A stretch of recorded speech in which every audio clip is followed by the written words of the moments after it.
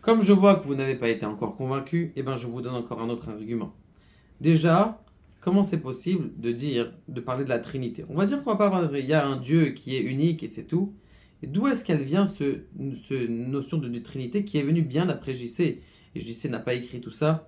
Et bien tout simplement, hein, c'est lorsque JC lui-même cherchait des adeptes. Comme il voyait qu'il n'avait pas d'adeptes, puisqu'il y avait des gens qui étaient religieux et qui ne voulaient pas garder sa nouvelle religion, eh bien, ce qui s'est passé, c'est qu'il est parti voir des gens qui étaient païens. Et les païens servaient plusieurs dieux, comme on voit dans les Ptolémées, et les Zeus et toutes ces choses-là. Comme il a vu que eux, ils étaient prêts à recevoir ça, eh bien, tout simplement, ils ont dit qu'il y avait eu Zeus, et Zeus avait une femme, et qui s'appelait Hercule. Et donc, tous ces choses ont fait que, justement, on commence à parler de la Trinité. C'est pour accorder et essayer d'amadouer et de prendre comme adepte encore d'autres divinités, encore d'autres adeptes que eux déjà croyaient en plusieurs dieux qu'il y avait dans le monde. D'accord? Donc ça, c'est une des raisons pour dire que il y a eu l'invention de la Trinité qui est arrivée dans la chrétienté. Autre chose. Et là, mes chers amis, c'est très compliqué. D'où est-ce que JC, ou plutôt ses élèves, parce que c'est possible que lui-même n'a pas inventé tout ça, où est-ce qu'il a inventé tous les pogroms? Où est-ce qu'il a inventé tous les pogroms? Il était une fois un curé qui avait un cocher qui était juif. Et bien sûr, le cocher, il était de la religion juive. Et ce qui s'est passé, c'est que le curé essayait de parler pour faire convertir le cocher.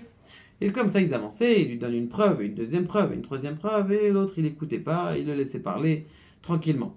À la fin, qu'est-ce qu'il lui propose? Je te propose, mon cher cocher, si tu te convertis, je te donne de l'argent. Je vois que tu n'es pas très riche, puisque tu as un métier qui... Je te donne de l'argent. Il lui dit, écoute, mon cher curé, je vais te dire la vérité, moi, je ne comprends pas grand-chose dans les religions, je fais ce que mon père, il m'a dit, mais mon père, il m'a appris quelque chose, puisque lui aussi était cocher. Je te pose la question, mon cher curé. Il m'a dit comme ça, mon père, il m'a laissé en héritage. Il m'a dit, sache que s'il y a quelqu'un qui vient te voir avec de l'argent, en te disant, vends-moi ton cheval, et je te donne de l'argent, sache que l'affaire qu'il te donne à faire pour te donner de l'argent, eh bien, c'est une fausse affaire. Pourquoi? Pourquoi est-ce que tu as besoin de prouver quelque chose qui est vrai? Pourquoi est-ce que tu as besoin de prouver quelque chose qui est vrai alors que tu me donnes de l'argent pour ça? Comme ils ont vu qu'ils n'ont pas réussi à nous amadouer avec de l'argent, eh bien ils ont essayé de faire par la force. Je vous donne et je vous rappelle la Saint-Sylvestre. Saint-Sylvestre, c'est le cher jour de Noël. Eh bien, ce cher jour de Noël, Monsieur Saint-Sylvestre, qui était comment on appelle ça,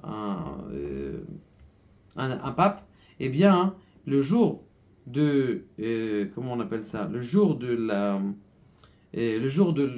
Noël, il prenait 10 000 juifs, il les prenait, il les mettait sur la place publique et il les tuait. Pourquoi tuer des juifs? Pour leur prouver que quoi? Pour se venger de ce qu'ils avaient fait à leur Dieu. Mais on vient de te dire que c'est pas un Dieu. Pourquoi c'est pas un Dieu? Parce qu'il est mort. Et si tu dis qu'il est monté au ciel, on t'a tout expliqué. Donc pourquoi nous prouver et nous obliger à croire quelque chose qu'il n'est pas plausible?